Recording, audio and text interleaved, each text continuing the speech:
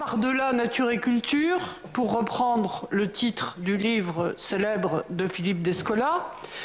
Et ce qu'on peut en attendre, c'est que se situer par-delà nature et culture permette de surmonter les conflits auxquels conduisait justement la séparation de la nature et de la culture qui caractérise notre civilisation occidentale et dont je rappellerai rapidement quelques aspects. Cette tendance, et aussi dont parlait Laurent, de protéger la nature à l'écart de la culture. Ce sont les parcs naturels américains, Yellowstone, Yosemite, mis en place, institués à la fin du XIXe siècle, et en chassant les Indiens qui les habitaient.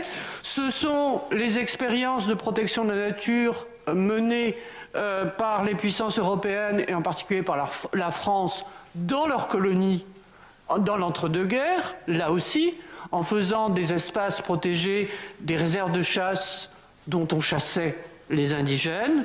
Ce sont encore, dans la deuxième moitié du XXe siècle, les critiques menées depuis de nombreux pays du tiers-monde, et en particulier depuis l'Inde et l'Asie du Sud-Est, de politiques de protection de la nature importées des États-Unis et du monde occidental, et qui là aussi se faisaient au détriment des populations locales. Donc, passer de la dualité de la nature et de la culture à la continuité des diversités biologiques et culturelles, est-ce l'espoir de surmonter ces combats?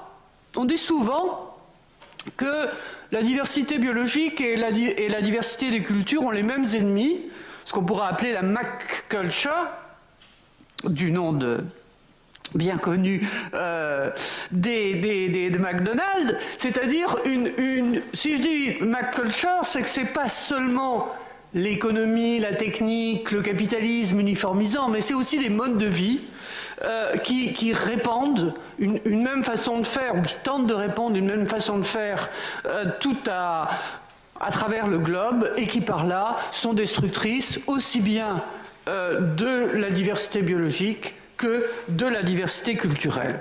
Alors, est-ce que ça veut dire que d'avoir les mêmes ennemis, protecteurs de la nature, population en lutte pour la défense de leur culture, est-ce que ça veut dire que parce qu'on a les mêmes ennemis, on est forcément alliés? Je ne conclurai pas ça. Je dirais simplement que je pense qu'aborder les questions en termes de continuité, comme le montre le titre du colloque, c'est se donner les moyens de poser les problèmes politiquement, et donc pouvoir essayer de les résoudre. Enfin, est-ce qu'on résout un conflit? En tout cas, de les affronter. Donc, je voudrais réfléchir là-dessus en trois temps. Premièrement, revenir sur ce que j'appellerais, en empruntant au dernier numéro de la revue Humanité et Biodiversité, un principe de diversité, et montrer que c'est un principe de continuité dans qu'est-ce que ça apporte de façon générale.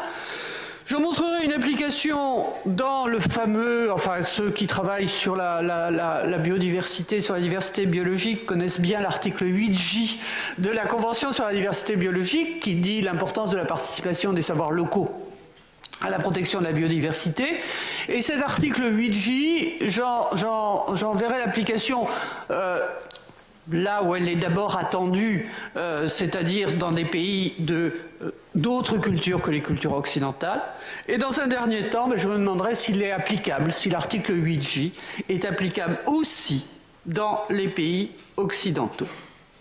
Donc, je voudrais partir plutôt, quand on est dans l'écologie, on est toujours en train de quelque chose. Donc je voudrais Je voudrais partir du principe de diversité tel qu'il est donc énoncé à la fin du numéro de la revue Humanité et Biodiversité consacré aux actes du colloque qui s'est tenu il y a à peu près un an à la Sorbonne sur la question de l'éthique de la biodiversité.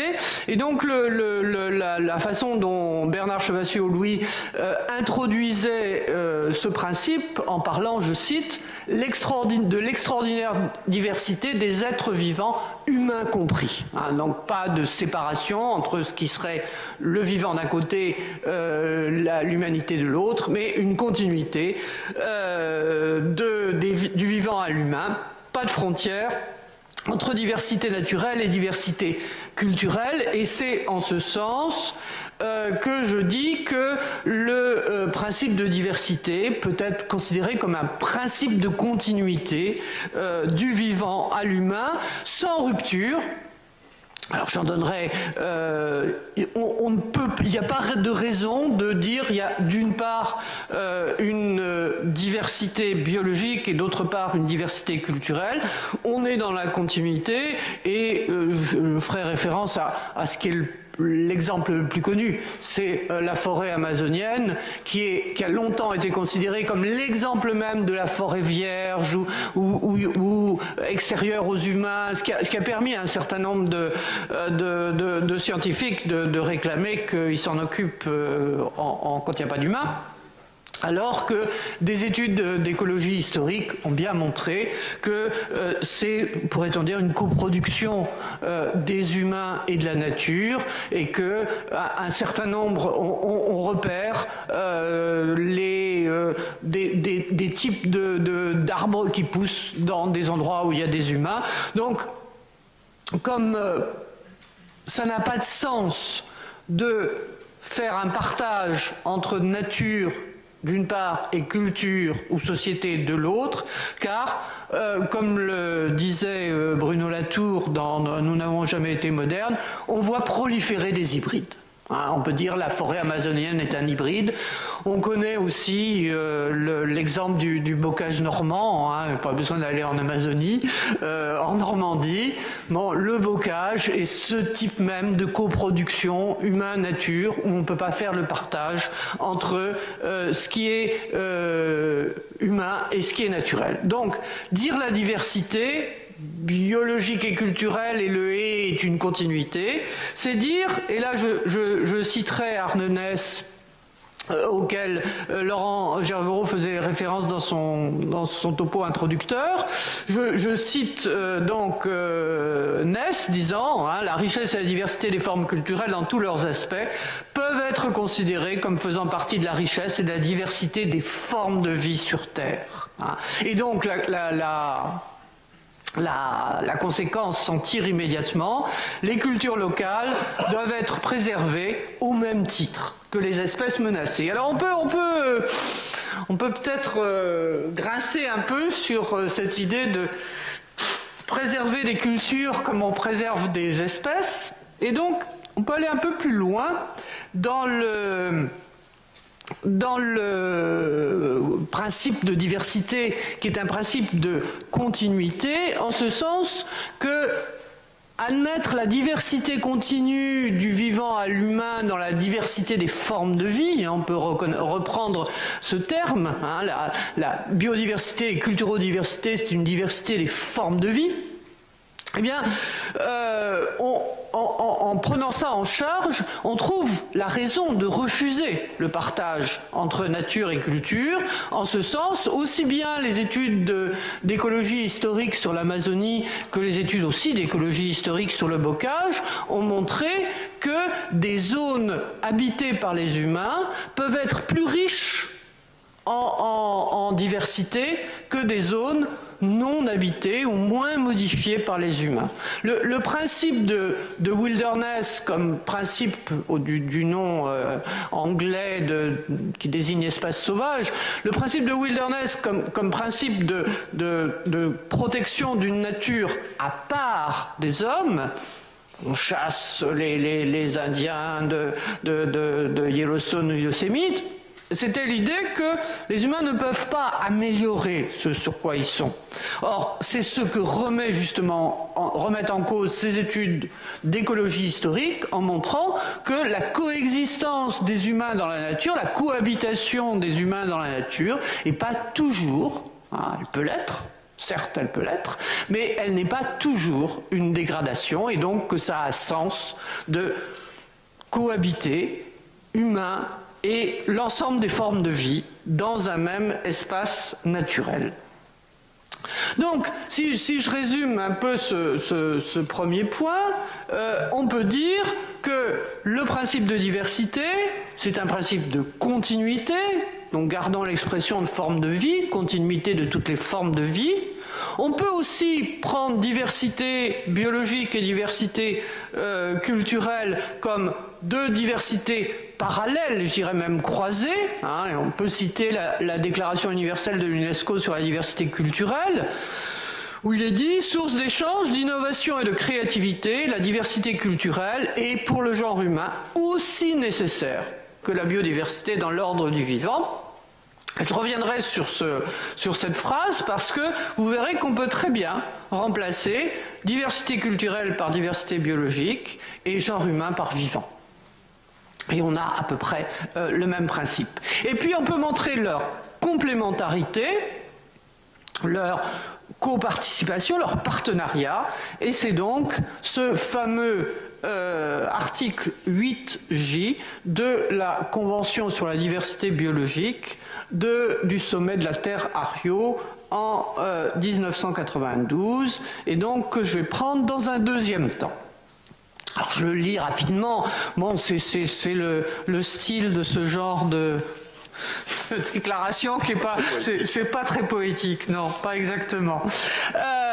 Donc sous réserve des dispositions de la législation nationale, la Convention respecte, préserve et maintient les connaissances, innovations et pratiques des communautés autochtones et locales qui incarnent des modes de vie traditionnels présentant un intérêt pour la conservation et l'utilisation durable de la diversité biologique et en favorise l'application sur une plus grande échelle avec l'accord et la participation des dépositaires de ces connaissances, innovations et pratiques et encourage le partage équitable des avantages découlant de l'utilisation de ces connaissances, innovations et pratiques. Je peux vous dire que chaque mot a été calculé. Donc, on va y revenir un petit peu. On peut, effectivement, il y a différents niveaux de lecture de l'article 8J. On peut, je laisse de côté les dispositions de législation nationale, mais qui sont importants. J'en viens aux connaissances. On peut dire que cet article reconnaît, et c'est extrêmement important, que les savoirs locaux ont autant d'importance pour la protection de la diversité biologique que les savoirs scientifiques, que les savoirs d'experts. On peut dire que l'article 8J applique le principe de diversité au savoir, posant qu'il y a une diversité des savoirs et pas un modèle unique de savoir. Et ça donne, par exemple, au conseil scientifique du parc national de la Guyane, bon, les conseils scientifiques de parcs nationaux sont formés en général d'experts scientifiques, je veux dire en Vanoise, au Mercantour, etc. Au conseil scientifique du parc national de la Guyane, il y a, alors on n'a pas dit scientifique, il y a des sachants. Qui représentent finalement, qui sont une application de cet article de la déclaration de la Convention de la biodiversité. Mais quand on regarde d'un peu plus près, continu, on voit que là aussi il y a une continuité. On passe des innovations aux pratiques, des pratiques au mode de vie. Donc les savoirs locaux ne sont pas un élément séparé qu'on pourrait reconnaître à part. Ils font partie d'un ensemble, d'une forme de vie globale, bon, ce qu'on appelle une culture. Et c'est ainsi qu'on peut voir dans l'article 8J, je cite là un article de Philippe Descola sur diversité biologique, diversité culturelle, qui était une conférence qu'il avait prononcée à une assemblée assemblée de l'UICN, de l'Union internationale de la conservation de la nature, où Philippe Descola posait, je cite, le droit des populations tribales à préserver leur territoire et leur mode de vie dans des espaces soustraits à la déprédation des ressources naturelles non renouvelables. On pourrait rajouter d'ailleurs donc un droit de protection des cultures et de l'espace, des groupes dits tribales, des populations tribales, à protéger leur forme de vie dans leur espace. On pourrait rajouter d'ailleurs des ressources naturelles non renouvelables et peu renouvelables, parce que les législations dont il est question au début de l'article peuvent avoir pour fonction de donner aux populations locales la possibilité de s'opposer à des déforestations. Et si on pense à l'Amazonie dont je parlais tout à l'heure, c'est extrêmement important. Et j'ajouterais même à la citation de Philippe Descola aux ressources prétendument naturelles, au sens où ce qui est en jeu aussi dans cet article de 8J, c'est la reconnaissance des connaissance des savoirs locaux dans l'existence d'un certain nombre de ressources naturelles dont, par exemple, les laboratoires pharmaceutiques sont friands. Et c'est là qu'on arrive à au troisième niveau de lecture de l'article 8J qui, et j'y reviens, se termine et encourage le partage équitable des avantages découlant de l'utilisation de ces connaissances, innovations et pratiques. La Convention sur la biodiversité, la diversité biologique, en effet, commence par admettre la valeur intrinsèque de la biodiversité, mais continue en souhaitant un partage équitable des ressources issues de la biodiversité. Et donc, de ce point de vue-là, l'article 8J, c'est aussi la possibilité et la difficulté de reconnaissance des droits de propriété intellectuelle que, à travers leurs savoirs locaux, les populations tribales, comme dit Philippe Descola, ont sur leurs ressources naturelles. Et à ce moment-là, on se rend compte que cette histoire d'article 8J, ça ne met pas en place deux partenaires qui seraient d'une part les experts scientifiques prenant en charge la diversité biologique et d'autre part les savoirs locaux et les populations qui ont ces savoirs contribuant. Ça met en scène trois partenaires, car il y a aussi le problème de la rentabilité et de la possibilité que, à travers ces savoirs et à travers la rémunération de ces savoirs, ces populations puissent vivre et puissent tirer des ressources de leur savoir. Donc vous voyez à ce moment-là qu'on n'est pas dans un méchant et bon. On est dans les méchants qui veulent détruire la biodiversité et les bons qui veulent la protéger. On est dans une mise en valeur, avec toute l'ambiguïté qu'a le terme de mise en valeur, qui fait intervenir trois types de partenaires. Autrement dit, les conflits n'ont pas disparu. Ils n'ont pas disparu comme conflits entre les populations locales et les firmes internationales qui cherchent à se procurer des matériaux pour leur entreprise, mais ils n'ont pas non plus disparu entre experts scientifiques qui ont une vision essentiellement scientifique de la protection de la nature et population locale. C'est-à-dire, on voit arriver les critiques sur l'impossibilité de marier les savoirs scientifiques et les savoirs locaux, sur la mise en question, si on revient à ce que disait Philippe Descola, du droit des populations tribales à préserver leur territoire, etc., la mise en question d'un article 8J qui serait une façon finalement de déléguer aux populations locales le soin de protéger leur propre biodiversité. Donc les conflits demeurent, mais je dirais, il y a les moyens de les résoudre, comme des conflits politiques, et c'est là que je fais référence. Alors James Tolley, vous connaissez sans doute pas. James Tolley est un philosophe canadien anglophone qui s'occupe à la fois de questions de justice, mais qui a beaucoup travaillé sur la dimension environnementale du multiculturalisme canadien, et donc qui a formulé des principes de discussion sur ces questions. Alors je suis désolé, il les cite en latin, mais je vais les traduire immédiatement. Deux principes, hein. Ce qui concerne tous doit être décidé et approuvé par tous, et écoute toujours l'autre partie. Bon, c'est des principes de régulation démocratique. Et on peut dire, si on reprend l'article de Philippe Descola, qu'est-ce que ce qu'il appelle les populations tribales ont à faire valoir? Elles ont à faire valoir deux types de choses. D'une part, une très longue présence, hein, si on prend l'Amazonie, une très longue présence sur place qui montre qu'ils ont été capables de non seulement se maintenir dans des écosystèmes fragiles, mais même les améliorer. Et deuxièmement, une culture qui a le mérite de ne pas faire la différence entre nature et culture. Et on peut donner comme exemple de comment une culture locale fait valoir ses droits à préserver à la fois sa culture et la biodiversité.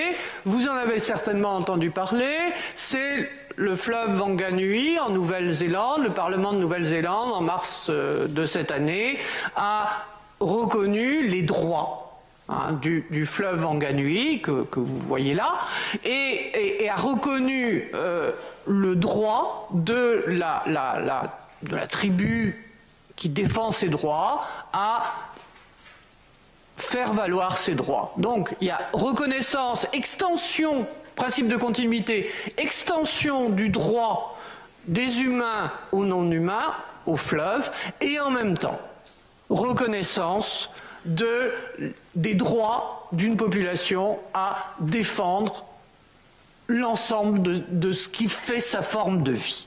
Donc on a là, je crois, un exemple de réussite du principe de continuité comme principe de diversité. Alors 5 minutes pour terminer. Ouais, rapidement quand même, pour revenir en Occident, alors on voit les Wanganui, ça marche. Hein, le Wanganui, ça marche parce qu'on est dans des cultures non occidentales où accorder des droits à un fleuve, c'est pas aberrant. Alors, je voudrais, pour terminer, pour revenir en France, je voudrais prendre deux exemples très rapidement. Le premier, c'est l'exemple du loup. Bon, vous avez là, typiquement, un exemple de conflit entre des populations locales, les éleveurs, et un certain nombre de défenseurs de la biodiversité, et en particulier du loup. Je crois alors on n'est pas dans un cas de, je veux dire, les éleveurs, ils sont pas dans le cas des Indiens du Yosemite. Ils ont les moyens de faire valoir leurs revendications. Et donc, je crois qu'on est dans un cas où on peut appliquer les deux règles de James Tully, tous ceux qui sont concernés doivent avoir donner leur avis, et deuxièmement, écouter toujours l'autre partie. Et je pense que tous ceux qui sont concernés, c'est aussi le loup, et on peut aussi l'écouter l'autre partie. Et je vous renverrai au livre de Baptiste Morisot, Les diplomates, qui est justement la description des moyens culturels par lesquels on peut non pas représenter les loups, mais, comme dit Baptiste Morisot, aller se présenter aux loups pour avoir un certain type de bons rapports, de bonnes relations avec les loups. Donc, de ce point de vue-là, on peut appliquer le principe Luigi à la France. Alors, je terminerai là vraiment sur alors ça c'est une vache marine, c'est une vache landaise, qui est une population qui était quasiment en voie de disparition et qu'on défend. Donc la question que je voudrais poser, c'est, si vous reprenez l'article 8J, préserve et maintient les connaissances, innovations et pratiques des communautés. Alors faites sauter autochtones, gardez local. Est-ce que la défense soit des semences locales, soit des espèces domestiques, des populations domestiques domestiquées en menacées ou en disparition. Est-ce que ça rentre dans l'article 8J? Ben moi je dirais volontiers oui. Si on reprend le principe de l'UNESCO, je vous disais, il est important ce principe parce que vous pouvez remplacer diversité culturelle par diversité biologique et genre humain par vivant. Et vous avez le principe de biodiversité. Et vous avez un élément extrêmement important, c'est que vous voyez que c'est absolument pas un principe d'identité. Il n'est jamais question d'identité, et que donc ni la diversité biologique ni la diversité culturelle ne sont des formes de défense, de préservation de l'identité dans ce que ça a de pire, c'est-à-dire dans le racisme. Hein. Et Joël Zask, dans son livre sur le modèle démocratique paysan, dit Vilmorin est aux races végétales ce que Gobineau est aux races humaines. Donc il y a un élément de critique là-dedans, à ceci près qu'on peut rajouter un dernier élément, ce qui fait que c'est pas tout à fait, on peut pas tout à fait repasser de la culture à la biologie, c'est la redondance sur innovation et créativité. Donc là, on est dans l'économie, je dirais. Et justement, c'est ce qu'apporte, à mon avis, la question de qu'est-ce que c'est que défendre une diversité biologique qui est la diversité cultivée, qui fait partie, principe de continuité, de la diversité biologique. Qu'est-ce que ça apporte? Eh bien, la possibilité, comme j'avais essayé de vous montrer que en Amazonie, il y a 3 partenaires, la possibilité de continuer à vivre. Et de ce point de vue-là, je citerai pour terminer, là vraiment, dans une enquête qui a été faite sur l'agriculture biologique, quelqu'un qui pratiquait, qui cultivait ces 3 hectares de maraîchage avec 2 ânes, et qui disait comment il avait réappris à cultiver avec des ânes et repris des variétés d'ânes anciennes, disait on m'a d'abord pris comme ringard et maintenant on se rend compte que je fais partie de l'après-carbone. Hein. Cultiver avec les ânes, c'est faire partie de l'après-carbone, donc c'est renverser. Hein. Quand je vous disais, quand on fait de l'écologie, on est toujours dans l'heureux, et ben c'est ne plus être dans l'heureux, c'est dire que la nature elle n'est pas derrière nous, elle est devant nous, hein, et que la diversité biologique et la diversité culturelle, c'est notre avenir, comme disait Laurent en terminant, et c'est pourquoi le petit âne qui regarde vers l'avenir vous remercie.